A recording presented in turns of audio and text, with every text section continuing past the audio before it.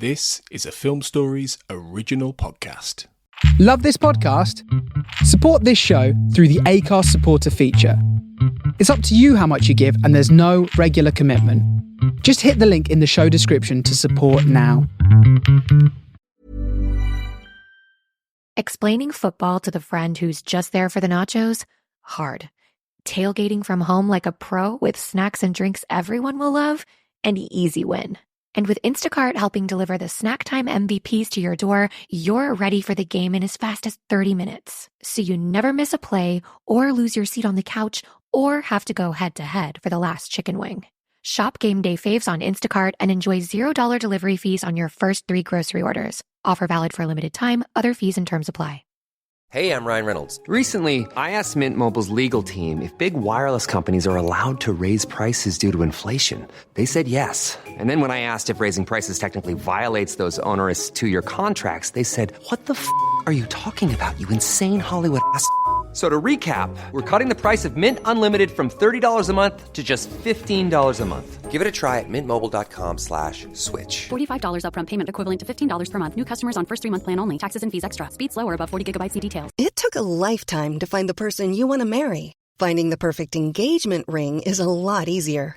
At BlueNile.com, you can find or design the ring you've always dreamed of with help from Blue Nile's jewelry experts who are on hand 24/7 to answer questions, and the ease and convenience of shopping online. For a limited time, get $50 off your purchase of $500 or more with code LISTEN at BlueNile.com. That's $50 off with code LISTEN at BlueNile.com.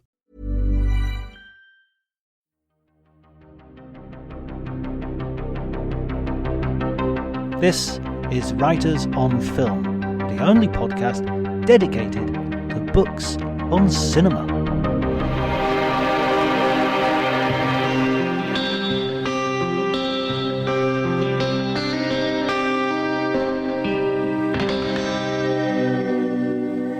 Hi and welcome, my name's John Bleasdale. I'm a writer and film critic, and today I'm going to be talking to Wendy Mitchell, who is writer, film writer as well, and a former editor of Screen, one of the biggest international trade magazines for movies. She's also the author of Citizen K9, which we'll be talking about, and a up-and-coming book on Icelandic cinema. If you enjoyed the podcast, please remember to like, subscribe, and spread the word. You can follow me on Twitter at Dr. Jonty, DRJONTY. But before you do any of that, please enjoy the conversation.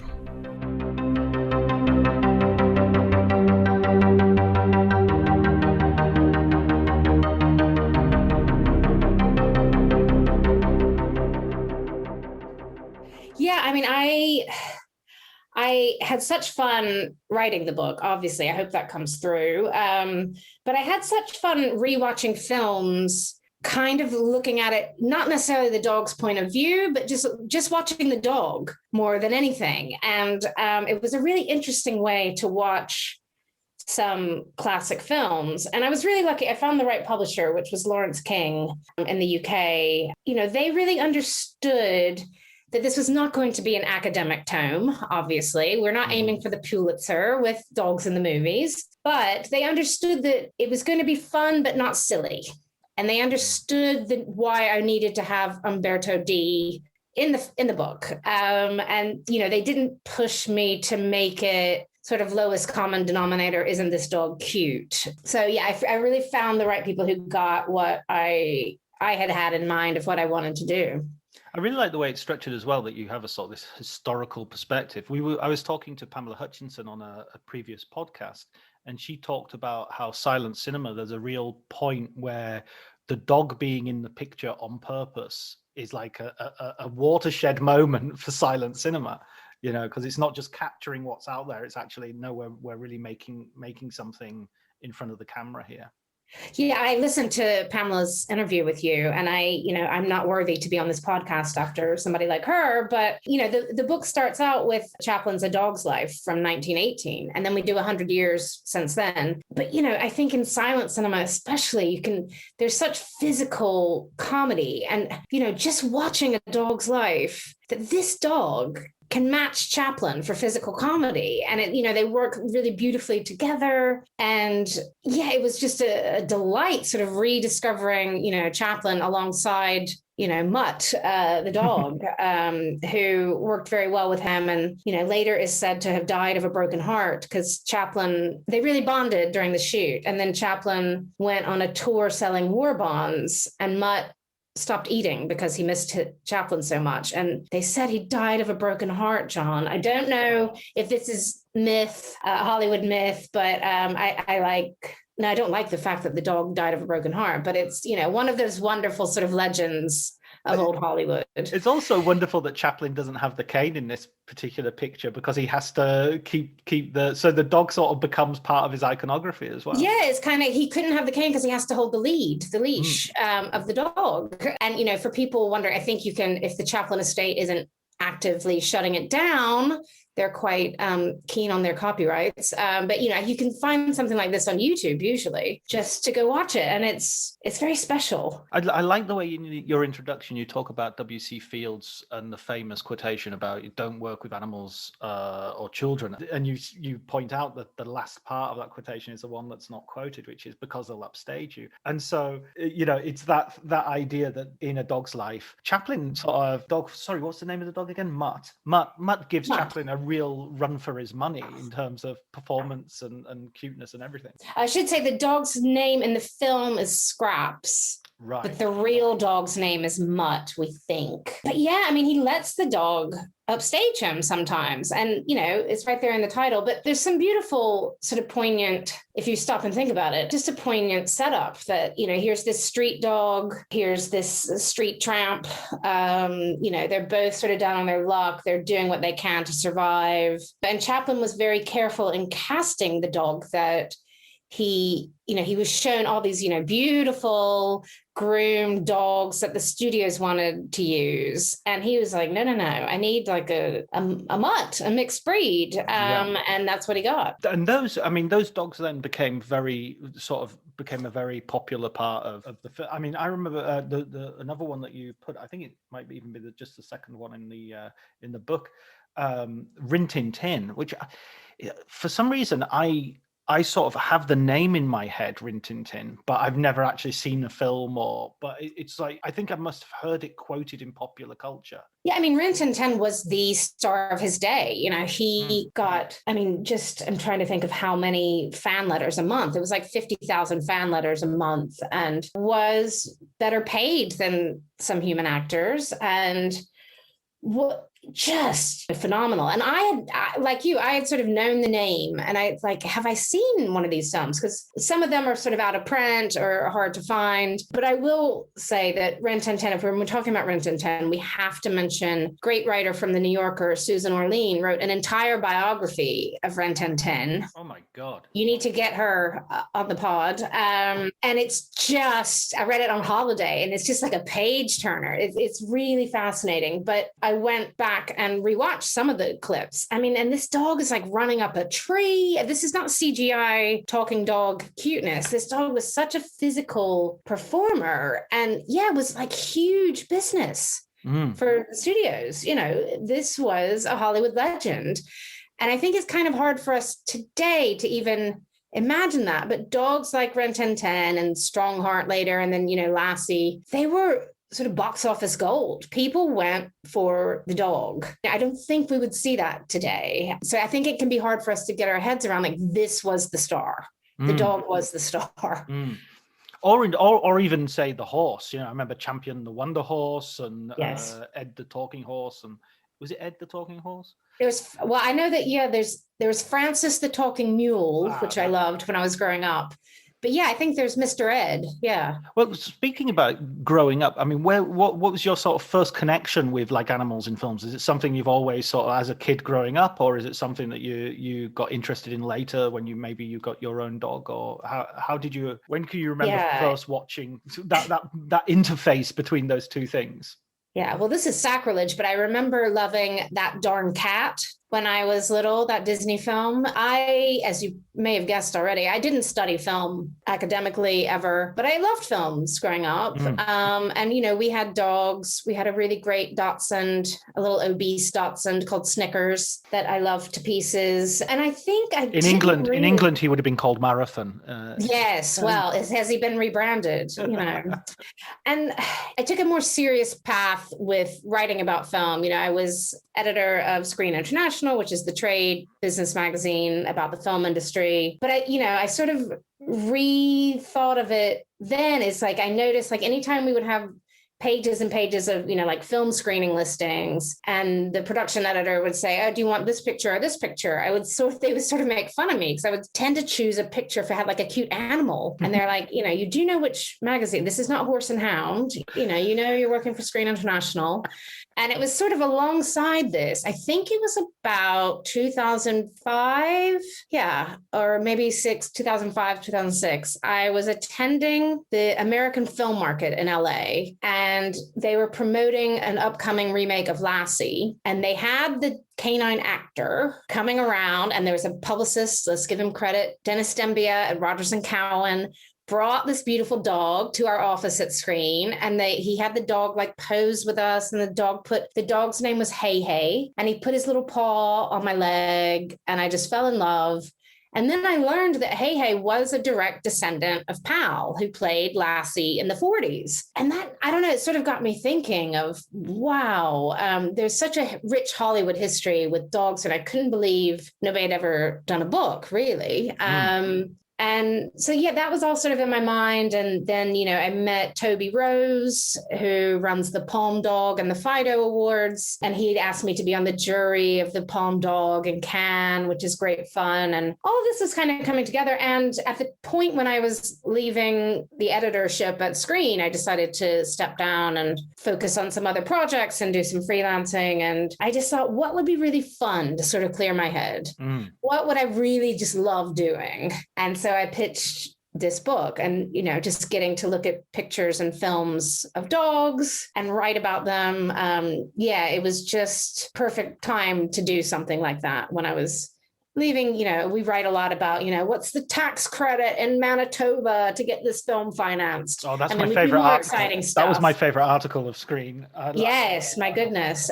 You know, we do talk to directors and producers and actors and everything else, but, you know, it is a more serious publication. And yeah, this sort of cleared my head, and I loved it. It was just fun. Thinking about what you were saying just earlier as well, I mean, I remember growing up in the 70s and 80s, and our TV and films, and I mean, a lot of things like Lassie went from film to TV, didn't it? And we also had all those African shows like Daktari and sort of Safari, Born Free, and all that sort of stuff. We seem to be much more engaged with the animal world than maybe we are today. I mean, do you think that's true? Yeah, and sort of in the 70s, yeah, you did go. I mean, Benji was a superstar, as you mentioned, you know, like really big business, Benji. And one of the most successful, I think, before like Blair Witch came along, one of the most profitable sort of low budget features, because Mr. Higgins, I think his name was, that had Benji, took the idea to the studios and they all rejected it. And so he made the film on his own for no money, really. And then, wow, it took off. And, you know, Alfred Hitchcock said he loved Benji, which I love to picture, you know, Hitch sitting back in a private screening room watching Benji. But yeah, I think in that sort of 70s, especially 70s, 80s, maybe, there was some great animal films. And yeah, I mean, I remember stuff like Born Free. And yeah, it feels like maybe now they're seen as a little, maybe more silly or not. Maybe you get them more CGI'd. Or of course you have like the David Attenborough Planet Earth type nature documentaries, which are amazing, but I don't think we're seeing as much of like how we as human beings interact with pets and other animals. And maybe that'll come back. I mean, everybody and their sister got a dog during lockdown, so maybe we'll start to see more of that. You know, who knows? The perfect lockdown movie would be someone with a new dog trying to make sourdough pastries and bread. There you go. And, you know, I have to plug Annie from 1982, that version of Annie. And I must have watched that film 100 times growing up. And Sandy. I mean, Sandy's a big part of that story, and he gets a whole song. Right, you know, he gets serenaded by the little girls with Dumb Dog, which I could sing for you now, but if you've heard my speaking voice, you really don't want to hear my singing voice. No, I go ahead. I'll count you in. No, I'm not going to do it. Yeah, I mean, that was one of the delights of looking through your book, was there were so many films and dogs which I remember being a huge part of my life, but I've sort of forgotten about. I mean, Digby, the biggest dog in the world, being English, that was on every single holiday, every bank holiday that movie showed, like it was It's a Wonderful Life sort of rate of repetition. And I'd totally forgotten about it. But yeah, Jimmy Dale and his huge, rather silly King Kong-sized dog. I mean, I have to say, because I'm I grew up in America, obviously, and I moved to the UK, about 16 years ago or so. So Digby did not cross the pond into my consciousness as a young person. Shocking that. I can't believe it. Amazing quality. You know, what did American children miss out on? But when I mentioned the book, you know, one of my colleagues when I was working at British Council on the film team, Rachel Roby, was like, oh, well, of course you could put Digby on the cover. And I was like, what's a Digby? And she was just in shock that I didn't know about Digby. Digby is obviously wonderfully silly. I would not say the visual effects are up to modern standards, let's say, John, but, you know, great fun. And I can see if you're like a 6-year-old now, you would still love it. You know, I think it would hold up to watch it if somebody grew up watching it and is sort of middle-aged and could watch it with their kids. It'll be great fun. So yeah, I got to discover Digby for the first time. I wonder if Digby's special effects will hold up better than sort of the CGI Call of the Wild Harrison Ford film, which features, well, not an animal performer, but I think an entire CGI creation. Am I right? Or is You're right. Yeah. Funnily, that is not in the book. It came out, you know, a little bit after I had my press deadline, but funnily enough, we had a Bring Your Dog Along screening at Picture House Central to promote, you know, and launch the book, which was really good fun. And the dogs are very well behaved. But because of the sort of timing, that was the film we showed. And I sort of thought, this is a little bit ironic that we're celebrating these real canine actors throughout history, and yet we're seeing this animatronic buck. And I think that dog, I think the whole time I was watching that dog, I just thought, this is not real. This is not real. It just doesn't have a soul. Sorry. I was not a huge fan. I mean, the film did not do that well. I don't think, you know, I wasn't a huge fan of how that dog looked. And I think Harrison Ford gives a fine performance. I don't think it's a career best, but, you know, I think maybe you can tell it's something like Beginners with Ewan McGregor. He bonded with that dog. And I think you can see that in the film. There's like a real connection. And I think you can't see that if the dog is made by a computer, you know? Yeah, the uncanny valley seems deeper for animals than it does for people, because people can act a bit robotic anyway, but animals have no clue what that just does it exist in their conceptual sort of minds, you know? So yeah, I don't really agree with the whole animatronic dog, but it was wonderful to watch that. It was funny to see that film with a bunch of real dogs in the cinema, and there were no accidents, I should say. That was my second very question. Well behaved. And, you know, the minute they saw this dog on screen, they all kind of were quiet and just watching. And, you know, I think they were curious. Maybe they saw the uncanny valley, like, who is this imposter amongst our midst? This isn't a real dog. But yeah, they were very well behaved to watch him.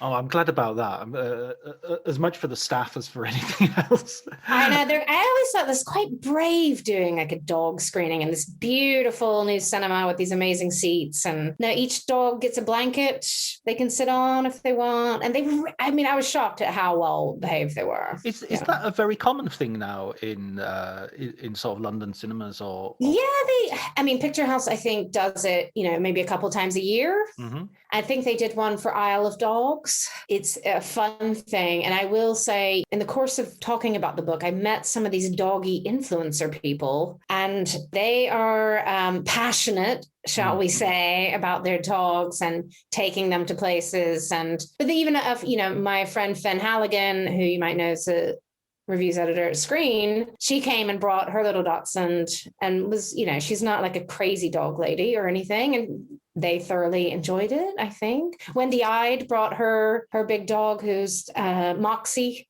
Moxie, yeah. I've met Moxie. They were all very, very well behaved. And yeah, you get sort of the dog crazy people. And then you get, I think, a few normal people who think this could be funny to take my dog to the cinema. And yeah, it was. Do you think we're making a mistake by only programming films about dogs, though? Maybe dogs are like, I mean, I remember when I was a kid, I never wanted to see a film with kids in. I never got that Goonies thing. I wanted to see films like Raiders of the Lost Ark with adults. I didn't want to be talked down to. So do you think dogs are going, oh, why do they keep showing us films about dogs? We want to see films about bones. That may be a good point. Or you know, a film about people running on a beach.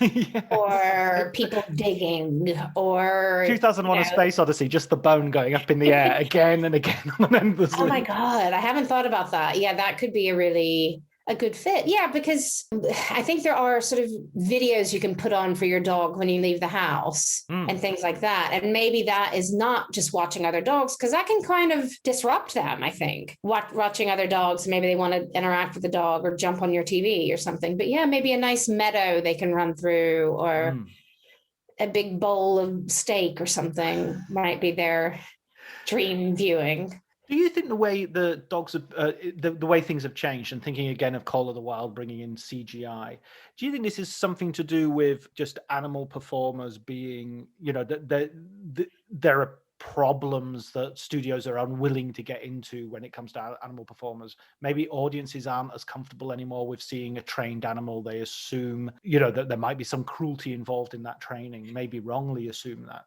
Yeah, I think it's a really good point. I'm so glad you brought that up, because it was something I was even conscious of, like, should I even be writing this book? You know, have these dogs been mistreated? And from the animal trainers I talked to, who are just amazing at their jobs, I really love their jobs and love these dogs, they pick the right dog for the right job, and they're not making a dog do anything they're uncomfortable with. You know, a lot of them, the dogs live with them like family, you know, and they know the dog personality inside and out, and they know to get him to jump over here, you might want to do this. And I didn't hear any stories of dogs in duress and harm's way, because that, would freak me out and make me abandon the book. But yeah, I think people like PETA are against dogs acting. They're also against, I think, and double check me, they're against guide dogs for the blind. Right. They just think animals can just be animals without serving humans in any way. I can see that stance, but for me, hearing like the dogs really dogs like to work, most of them. And if they understand what they're meant to do and they're being well treated and they get a lot of love, mentioning this dog that was on the set of Beginners with Ewan McGregor, it was a great trainer called Mathilde de Cagny, who's a wonderful animal trainer in LA. And she's worked with a lot of terriers over the year, including the dog who played Eddie on Frasier on TV. Oh, wow. Yeah. So I'm starstruck. I know. She really knows her dogs. And she let Ewan just bond with that dog so much that by the time they're doing kind of scenes where they're on like a bed together and he's talking to the dog, she wasn't even in the room. That was Ewan loving that dog. And in fact, the day the shoot wrapped, Ewan went to go rescue his own dog, even though someone in his family might be a little bit allergic. He got the right kind of breed, because he was just like, I've fallen so in love with this dog, I can't not have a dog. And then while he was in LA, he used to go on walks with his dog and this dog from Beginners. So sort of happy stories. But yeah, I can see how there was a couple of years ago, and gosh, I'm forgetting the film title. Was it A Dog's Life or A Dog's Journey or A Dog's Purpose, or one of those, I think, a video leaked that seemed to show a dog in peril. I actually talked to the producers and the trainers who had worked with that dog and saying, that video was sort of manipulated. And there was an independent review that said, I think from the RSPCA or the Humane Society, to say that no dogs were in trouble in that shoot. Right. So, yeah, I mean, it's something very much in our mind. And I'm blanking on the Japanese film that had a lot of cats and dogs. It was maybe in the 90s or early 2000s. And I didn't include it in the book because there are still some rumors that maybe a cat was mistreated on that set. And I just thought, you know what, I'm not going to promote that film, because I don't want to libel or slander anyone, but I don't have the resources to investigate that. But yeah, I think it's very much on people's minds. But I think it's also, a tribute to real dogs doing a job well, enjoying their work and, being in a very loving environment on a set. But like you said, also studios realize, I don't think a studio would have made White God, the Hungarian film, which we know from Cannes, that had 250 real dogs. And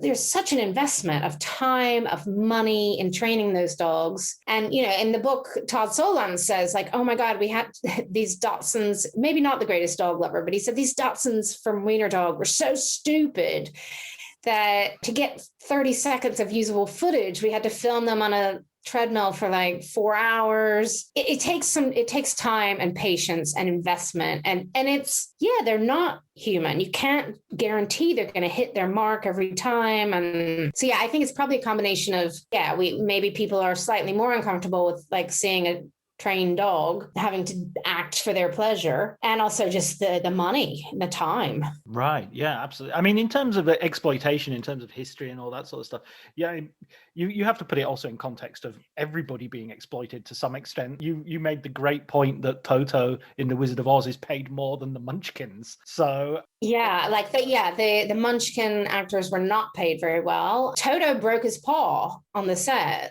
Terrible. And probably for health and safety, that just wouldn't be able to happen today. But it's not Higgins. I'm getting my dogs confused. It's a Cairn Terrier. Terry is the dog's real name. Terry yes.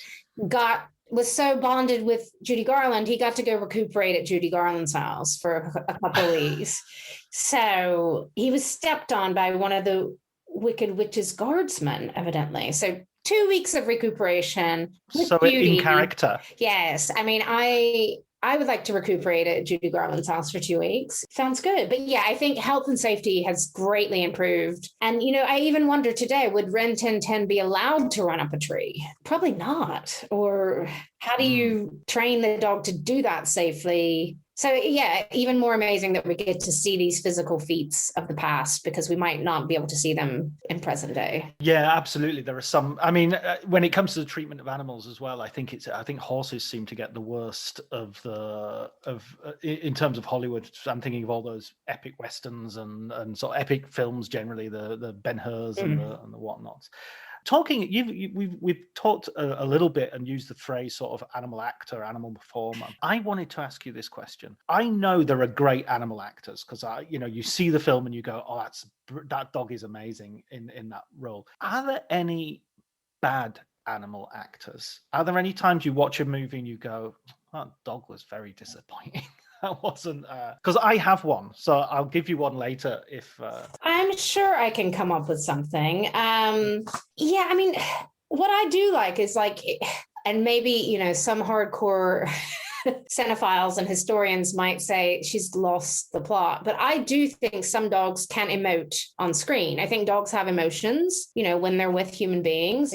Something like Benji, I think, can look excited when he's running, can look lovingly at somebody, and of course I'm projecting a bit, which is why we like animals in the films. But I also think sometimes you can capture a genuine emotion from an animal on screen and they are acting. Sometimes it's Hooch acting. I don't know. He's just kind of slobbering and walking around. Does he feel anything for Tom Hanks? I'm not sure. Sorry, Tom. You have to tell the listeners what the slobber was made of as well, because that was a particularly good detail. Yeah, so don't worry, that slobber is just egg whites. Yes.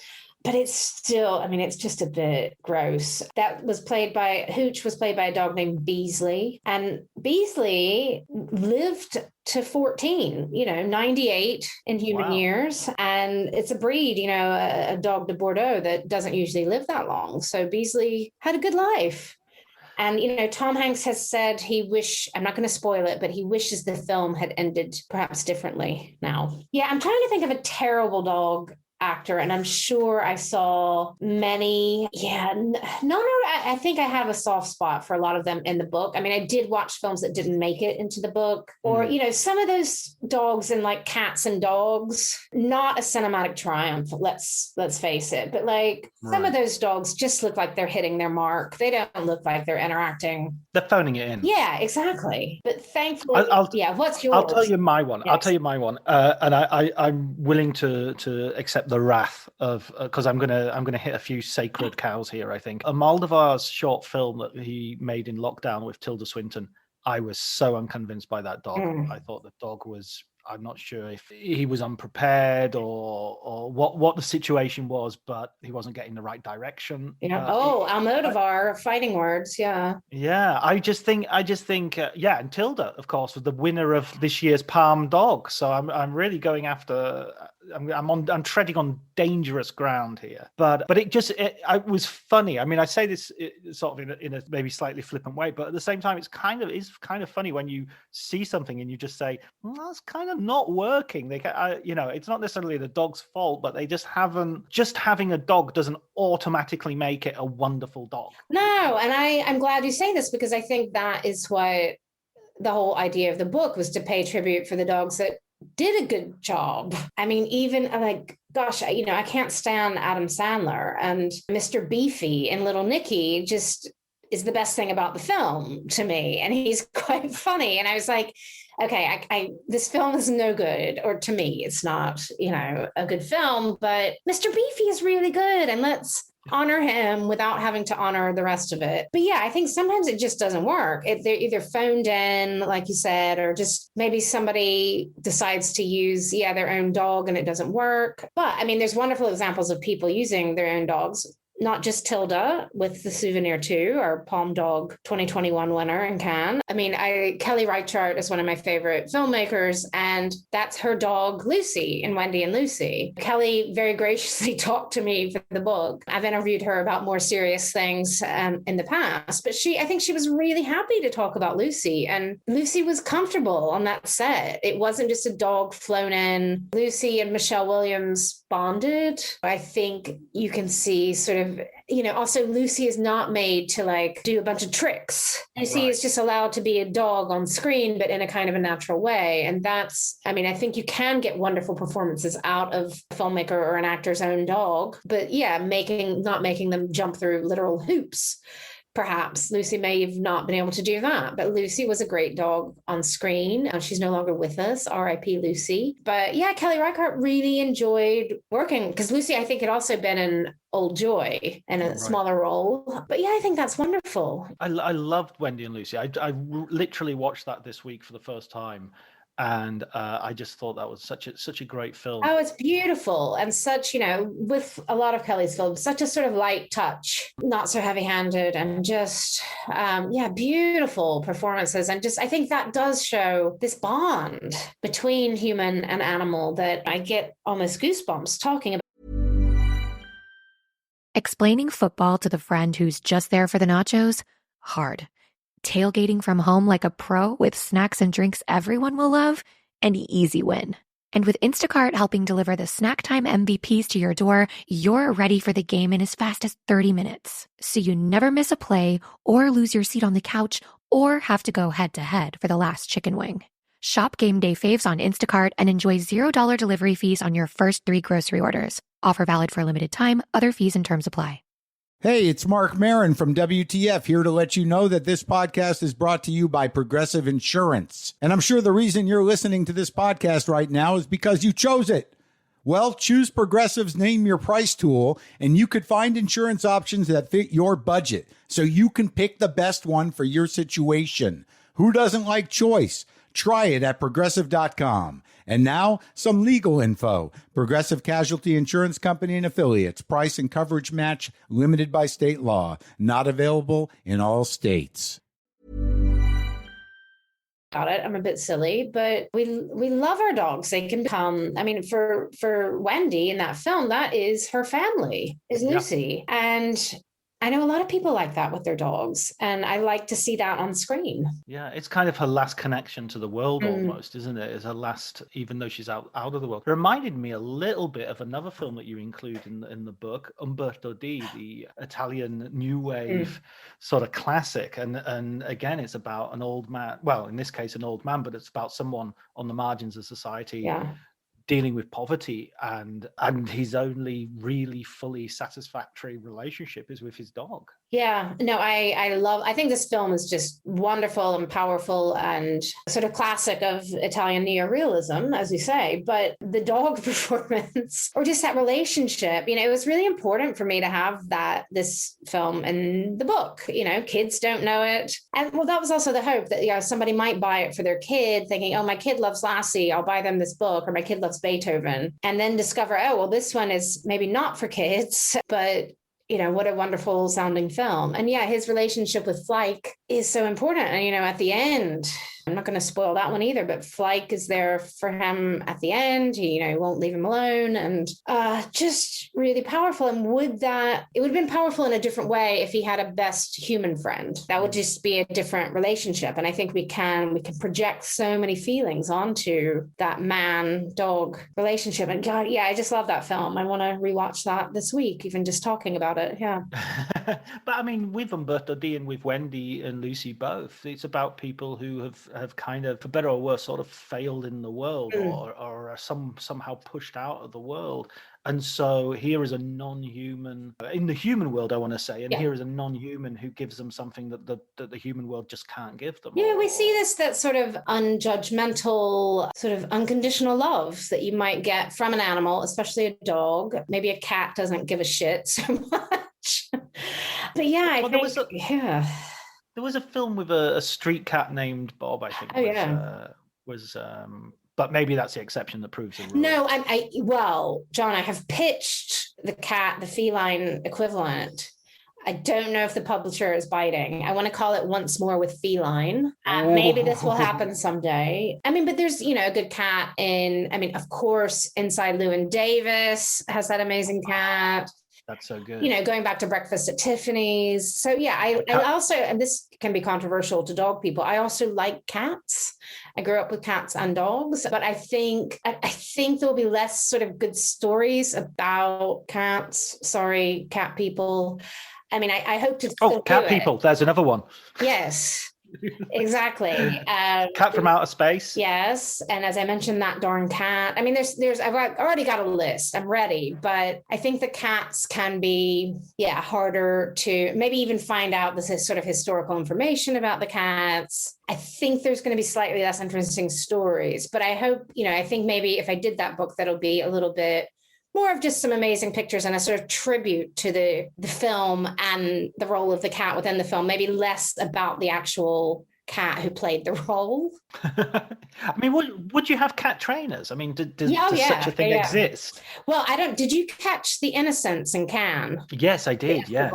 Okay, so something not nice happens to a cat in that film. Yes, very not nice. And weirdly, I was on set. Happened to be in Norway when they were shooting. So I went to the set one day in Oslo, and I happened to be there the day that the cat and the cat trainer or cat wrangler was there. And that wasn't even a Norwegian. I forget where it was. German or something. They couldn't find the right cat in all of Norway. So they had to go, they get the right cat and the right trainer to come in. But I just think the phrase herding cats, I think a cat is much harder to train. So when we do see a good cat performance, I think that's even harder to get. So but there are certainly cat trainers out there. That's a job I wouldn't. I mean, I have a cat. I have 2 cats now. My relationship with animals is very, I like them.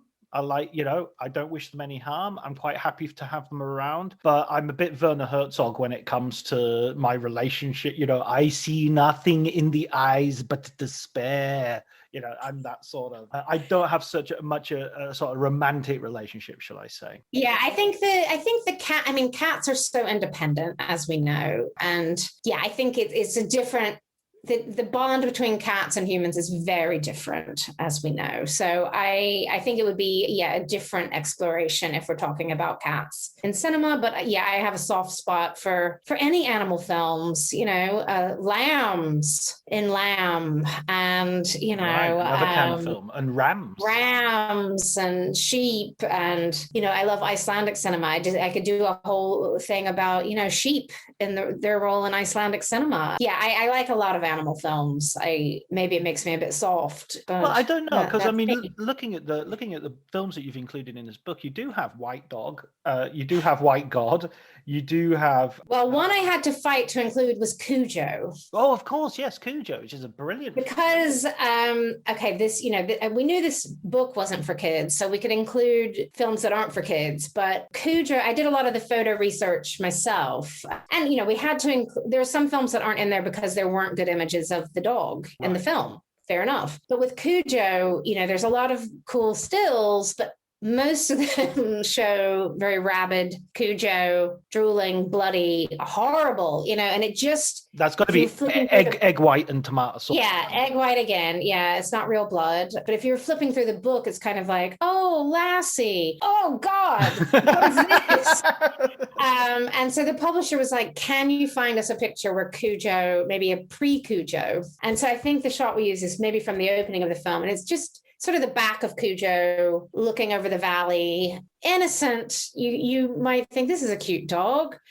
So that was, but and funnily enough, with White Dog, very disturbing film by Samuel Fuller. I mean, beautiful filmmaking, such an allegory of racism. And funnily enough, we've got cuddly pictures of that dog snuggling up to Kirsty McNichol. I'm getting my Kirstys maybe confused. Yes.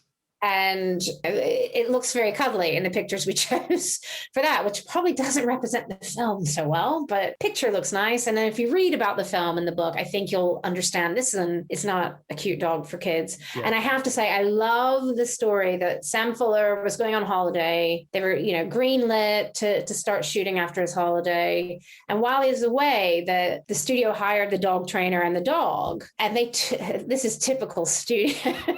Boffin said, oh, it's called White Dog, so we're going to get a white dog. Right. And, it's a German Shepherd, I think. And Sam Fuller was like, I didn't mean it. The dog needed to be white, you idiots. But funnily enough, the dog looks so good on screen because, shooting darker dogs can be really hard just in terms of lighting and cinematography. So the White Dog actually looks really good. But the typical studio note, very literal, oh, we need a white dog, The other sort of genre stuff, because you obviously have the cop films, which came out quite close together. It was a little bit of a Dante's Peak Volcano moment where you got... Yeah, sort of Canine and then Turner and Hooch, yeah, great cop films. Brilliant, yeah, absolutely. And then you get your sort of, I actually wrote an article, so this is a way of me plugging my own stuff as well for a website that I think is defunct, so maybe not. But I wrote a piece about how all apocalyptic films have a dog in them, and I Am Legend is obviously one. Oh, Will Smith and I Am Legend, I think, but that adds doesn't that weirdly, the dog adds the humanity to that film for a lot of it. He's more upset by, spoiler, he's more upset by the dog getting bitten by than when his entire family gets wiped out. He's sort of like, I mean, he's still upset, but when the dog goes, it's like, oh, that's the last straw. That is the last straw. This is when I'm really upset. Because it's sort of that dog is the innocent. And again, we're projecting sort of human feelings and anthropomorphizing, I can never say that word, onto the animal, but it's about that bond. And, this is his companion, his loyal companion forever, for the rest of time. He's got Abby. And what happens? And that's it. Like, no, you can't take my dog. Right. But Will Smith loved that dog. They went on dates before shooting to sort of get to know each other. And then, of course, at the end, Will Smith wanted to adopt that dog. And, because, when you visit a film set, you do see each crew becomes like a family for each film. And it's sort of like you're ripped apart, never be together again after that last day of shooting. Oh. And you can understand that, like, yeah, if you're there with a dog every day and then suddenly no dog, but the trainer loved the dog too much and part of his family, so he didn't let Will Smith have the dog. It's like an on-set romance almost. Yeah, exactly. What happens on set, Has to stay on set in that case. One of the apocalyptic films that I was thinking of because there's a dog in the road as well, but there's the film A Boy and His Dog, a very, very young Don Johnson. Have you seen that? It's on my list to see, but I've never seen it. But I think it's in my Amazon Prime queue or something. But yeah, I have to admit, I made a list when I started the book of about, 500 films, and it became clear maybe I would pick out sort of 150 of those to actually watch and figure out the final sort of 100 or 80 in the book. But yeah, I've missed some good ones. No, I mean, I wouldn't say it's like an essential thing, but I remember, I think it was on a Movie Drone, which was a sort of BBC Two Alex Cox introducing cult movies series in the 80s and 90s. And he explained that it's a Harlan Ellison short story where the dog has telepathic qualities because of the nuclear fallout, and so that the dog and the boy communicate all the way through the film. And they were saying the Disney company wanted to buy it so that it would sort of like they'd have an animatronic sort of dog, but they didn't do that in the end. They didn't bother lip syncing. But it's a problematic film more because of its gender politics nowadays. It's one of those you probably say, oh, lovely dog and great relationship, and then how he treats the women not quite so good. Yeah, no, there's probably there's so many of those films, but yeah, I like to, as you can probably tell now, I will watch anything with a dog in it. So yeah, I look forward to checking that out. Brilliant. You mentioned earlier as well about your being interested in Icelandic, Iceland, and how did that interest come about? It's hard to even say.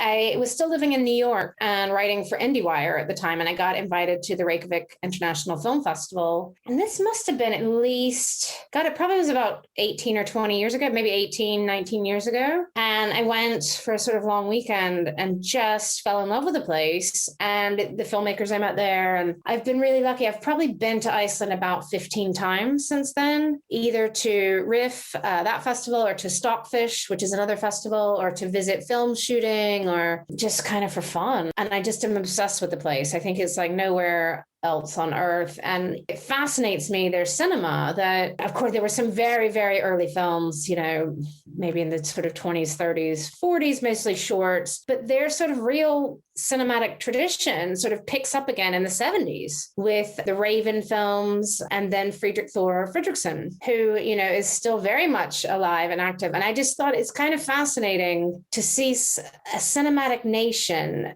that is very influential today, and yet everybody that's worked in it is still alive. I can go talk to them. And it does, we don't have that luxury in some other places, but just to see, the creativity in Iceland, I think is just off the charts. And I think it's also very interesting, and sorry, I'm going on a tangent, but to see the birth of the music scene there and how influential, the Sugar Cubes and then Björk as a solo artist kind of, I think, inspired some of the film. It was sort of hand in hand. At the same time, the film world was growing up there. You also see the music and Sigur Rós later being sort of renowned internationally. And I think you can see the same thing with the films, but I also just love some of their film. Going back to Children of Nature with Friedrich Thor, it's been their Oscar nominated film of history. And just, I think the cinema there captures something special about being in Iceland, which is the people and their relationship to that land and to nature. And, can have a very quirky sense of humor. 101 Reykjavik, the early Baltasar Kormákur film, is just wonderful and kind of boozy and funny. So yeah, you're probably about to mention that it's here. I can show you, John. Yes. It really exists, but because of COVID, the launch has been a little bit delayed. But I've written a book called Iceland on Screen. Right. I've always wanted to write something substantial about Iceland, and I used to cover them a lot for Screen International, and just packages of interviews with Icelandic filmmakers and such. But very kindly, I pitched this idea to my friend Leve Gudjonsdottir at the Icelandic Film Center and Einar Hansen Thomsen at the Icelandic Film Fund. What's it called? Film in Iceland. Mm-hmm. And they sort of saw the value of doing it. It's like a real book, I swear. It's got a hardcover and everything, but they saw the value in doing it as, maybe it's not quite a promotional tool, but they intend to give it to people for free as a gift. Ah, I see. So the original intent was when people go to the European Film Awards in Reykjavik in December 2020, they'll get a copy of this book and maybe some, dried lamb jerky or something, And of course, that has now been delayed to 2022. But oh gosh, I had such fun working on this. But I got to talk to pretty much all the living Icelandic filmmakers. And a lot of it is very location driven. So again, this is not a sort of academic tome. It's very much like, oh, here's where they shot 101 Reykjavik. You can still go to the bar. And here's what Baltazar remembers of shooting there that day. And he said it was one of his worst days on set, in fact, because everybody got really drunk. He co-owned the bar at the time. Right.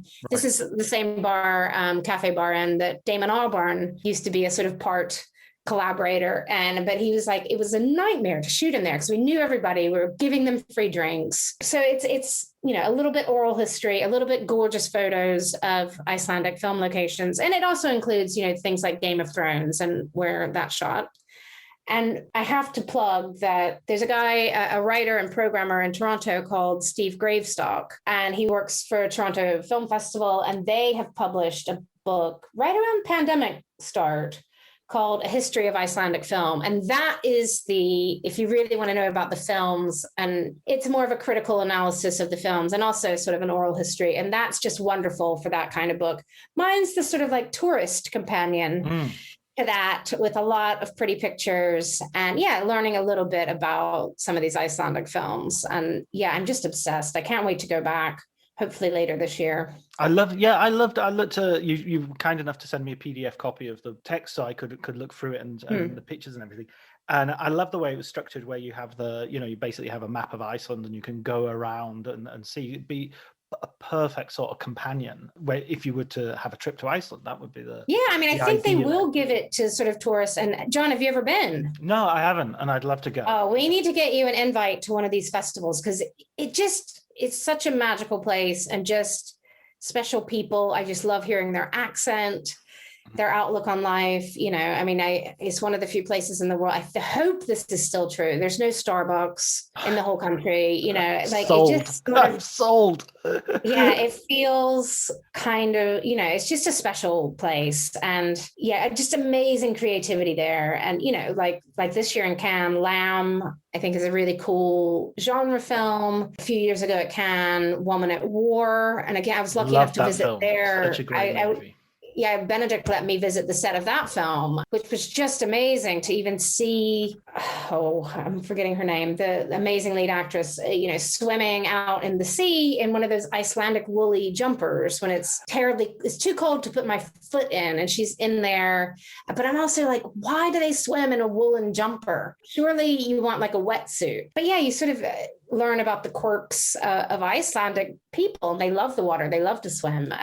There's just been so many great Icelandic films over the decades. So the star's name is Halldóra Geirharðsdóttir. Wonderful. I think they would be proud of you. Yeah, do you think that's for that pronunciation? Yes. That is close enough. Yeah, and in writing this new book, I did get to go back and watch some of those Icelandic films I had missed, some from the 80s and 90s, and just terrific fun. And they really hold up well. So I do hope people who are tourists might get to go to Iceland, get a copy of this book, go see where Game of Thrones had some sort of Jon Snow bonking scene in some cave, but also maybe discover, there's a wonderful Icelandic film called Dís, about a young woman. I think it was from the early 90s, maybe. And it's just like a really cool portrait of this young woman who's a little bit lost. And you can go visit the hotel where she worked as a hotel clerk. I love that kind of stuff. There was a time a few years ago where it seemed that every it was Ridley Scott was there, Darren Aronofsky was there with Noah, Christopher Nolan, I think, went for. Oh, Nolan's been there at least once or twice. Yeah. And of course, the Eurovision film with Will Ferrell, which I liked. I know. Not many I people think it's seem fun. to. Yeah. Oh my gosh, it's fun. Yeah. I like bad Will Ferrell films. I'm possibly the only person who thought Holmes and Watson was fine. I missed that one, Right. shall we say? Well, Yeah. I wouldn't put it on your list above A Boy and His Dog, but Okay. but Yeah. I didn't dislike it. Put it that way. You can put that on the poster. Yes, I didn't totally dislike it. But it's great to talk about Iceland because I think it is a country which is really, as you say, sort of punching above its weight. I mean, even in something like the football, it's competing in major international tournaments, and it's got a population which is a bit, I don't know, is it population of Manchester, I guess? Yeah. Is it what, 300,000 or something? Yeah, well, a lot less than Maybe? Manchester, a little bit of Manchester. But I should also mention their football goalie is a filmmaker, of course. Everybody knows everybody in Iceland. I just love the little interconnections. And, you can start talking to somebody and they say, oh, I really love this filmmaker. Oh, yeah, and he's also my brother-in-law. It's like, okay, yeah, of course he is. But I quite like that. And yet there's so much creativity in it. Not a huge, I hope, sense of competition there. I mean, although, they have a great Icelandic film center that does fund the local films, but, and this is when I'm going back to my Manitoba tax credit brain, they don't have enough funding to let every filmmaker every year who wants to have a great film made make their film that year. Sometimes, even if they like the project, they might have to wait a year or two. There are benefits to being such a small country, but also probably some challenges for them. Was I'm hopefully I'm right here. Wasn't there a film outside of coming out of Iceland a couple of years ago, showed in Locarno, called Echo? That was like a beautiful Runarsson film. Yes. Yeah, Runar's a filmmaker I've been lucky enough to meet.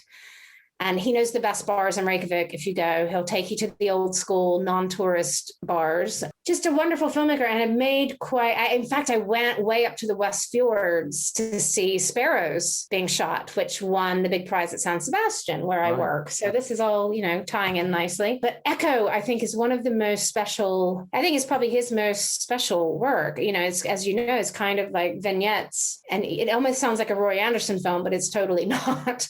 These little vignettes set during a holiday period in Iceland. And I just found it so beautiful. And I think not enough people have seen that film. I think he was on Mubi in some territories, but yeah, it sounds like you were a fan of it because it's just sublime, the filmmaking here. But I know, for instance, that was a struggle for Runar to get all the funding for that film because people wanted a sort of another narrative, coming of age drama. They expected that from him. And he was like, no, I want to do this. And, it can be hard to get a film like that. Yeah, it's one of those. I mean, the word poetic is sometimes lobbed about a little bit too readily, but that film definitely deserves it because it's got some beautiful, striking images, and it's, as you say, it's like a mosaic of all these different little tiles.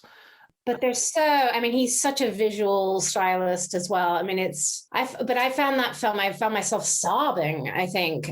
At the end, I was lucky enough to see it on a big screen, and just sobbing at just having been the accumulation of all these little, as you say, tiles, at the end, and it just, sort of devastated me. Gorgeous film that everybody should seek out. Wendy, we always ask, or I always ask. I keep using the royal we in this podcast. I'm not sure why. I like to. It's your whole team. Staff. Exactly. I like to create the illusion that my people will call your people. I'd like to ask you for a recommendation for a film book for our listeners. Something that either has influenced you or that you've just loved, that you just enjoyed reading. I'm going to go for such a bleeding obvious, and I haven't listened to all the episodes. I don't know if people have said it yet, but it's David Thompson. Nope, nobody said this one yet. I just think, okay, so it is David Thompson's biographical dictionary of film, and I use it all the time. I think it's a wonderful resource. I just think he's such a great thinker and writer about film. He's very succinct. Obviously, it's a sort of dictionary, but even in a very succinct sort of blurb about a certain director or a certain actor, I think he can capture a lot. And, sometimes I don't totally agree with him. Or if, I've got his book, I'm looking at my bookshelf, Have You Seen, which is about 1,000 different films. And yeah, sometimes I don't agree with his exact take on a film, but I just think he's a legend, and we're lucky to still have him. And yeah, I think it's not the biographical dictionary. It's not something you would read start to finish, but and I don't mean this in the Citizen Canine way, but it would be a great book to have in the toilet, in the living room, somewhere you just want to read a few pages, or you see that White Dog is going to be on TV and you want to see what David has to say about Sam Fuller. And I just think, it's such a resource, and I love that it's not online. I love it's not a Wikipedia entry. It's in its own way, it is inspired. Because I was going to say, does it feel kind of like just a reference book? Of course it is a reference book, but I think it's more than that. And yeah, I really, really recommend that one. Brilliant. Yeah, I love David Thompson. Thompson, without a P for anybody Googling him. David Thompson. I read the Big Screen a couple of years ago, which is really good. And I haven't read that one. So I haven't even read all this stuff. I just, need to. He did a book that I've got on my Kindle sort of lined up to read as well, called Suspects. Did you hear about that one? No, I haven't. I'm going to write that down. Well, it's a really interestingly different approach, because it's essentially a series of almost like short stories, which is basically assuming that everybody in the cinema world, as in the characters like Rick from Casablanca and Joe Cairo, or all these different people, all live in the actual world. And he just produces biographies of sort of what they did before the film, what they did after the film, and who they interacted with, who appears in another film. And it's just a really interestingly original expansion of that sort of filmic universe. That sounds really wonderful. Yeah. He does have it seems like a very ordered mind, but also quite a creative way to look at things we think we might know.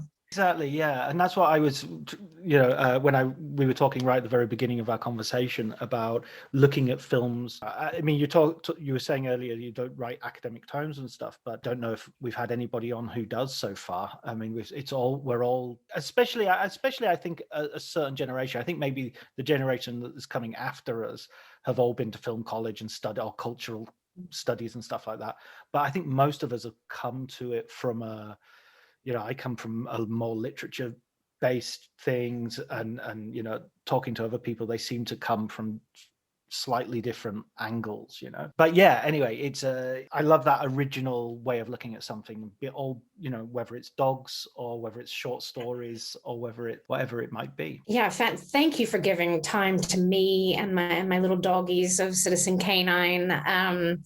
Yeah, because I think some people hear about the book and they're just like, that's for kids. And, that wasn't the intention, but it was intended to be fun. No, it's definitely fun. Had fun discussing. It's amazing fun. And it's got some really good stuff in. And it's also made me really want to go back and watch Lassie Come Home, because I've never seen that film, and it's got Elizabeth Taylor in it, and it's got Roddy McDowall. Yeah, and as you watch it, look at that dog's shiny coat, because as you would learn in the book, they had a different dog to play Lassie, and it wasn't delivering. So they had this, I guess this dog Pal was a stunt dog or like a double or something, and they let Pal try the river scene, and it worked out. But fun fact that Pal was a male dog, because they shot the film in the summer, and in the summer the female collies tend to shed more fur, and they wanted this full coat. So the title should have been Laddie, I guess, if we're being literal. But yeah, Lassie was a boy. I love the line that you quote the director as saying something that Pal went into the river, Pal, and came out Lassie. It's like, exactly. It's so dramatic. And I love that. Yeah, I think there was a whole biography written at the time of Lassie. Yeah, again, one of those like Ren 1010 that was just what a moneymaker. Wow. Pal and his descendants, who bring us back full circle to one I met, at the AFM. Who would have thought, Amazing. Listen, thank you very much, Wendy, for joining us, and thank you for giving us your time and recommended Citizen Canine, and look forward to what's the name of the Icelandic cinema book? It's just called Iceland on Screen. But yeah, we look forward to launching that. Thank you, John, for not only talking to me, but for doing this whole series of. I've really enjoyed dipping into some of the episodes and look forward to hearing from more of my peers. It's just fascinating. Thank you.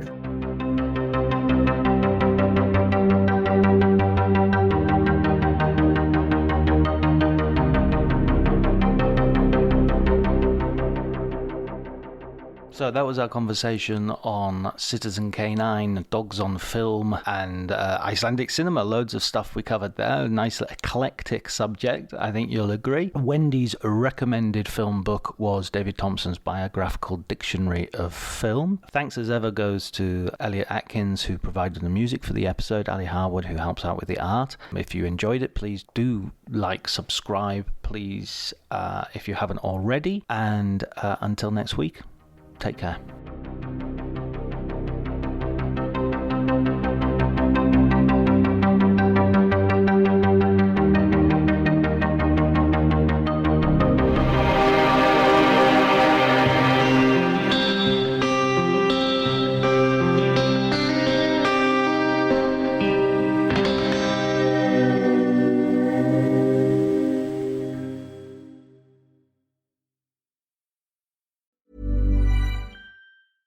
$1-800-Flowers.com knows that a gift is never just a gift. A gift is an expression of everything you feel and helps to build more meaningful relationships. 1-800-Flowers takes the pressure off by helping you navigate life's important moments by making it simple to find the perfect gift. From flowers and cookies to cake and chocolate, 1-800-Flowers helps guide you in finding the right gift to say how you feel. To learn more, visit 1-800-Flowers.com/ACAST. That's 1-800-Flowers.com/ACAST. This episode is brought to you by Progressive Insurance. Do you ever find yourself playing the budgeting game?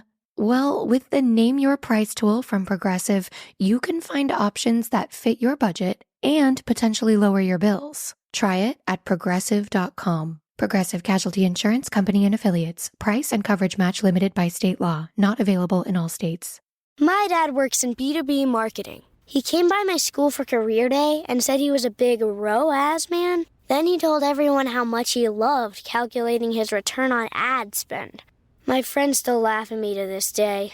Not everyone gets B2B, but with LinkedIn, you'll be able to reach people who do. Get a $100 credit on your next ad campaign. Go to linkedin.com/results to claim your credit. That's linkedin.com/results. Terms and conditions apply. LinkedIn, the place to be, to be.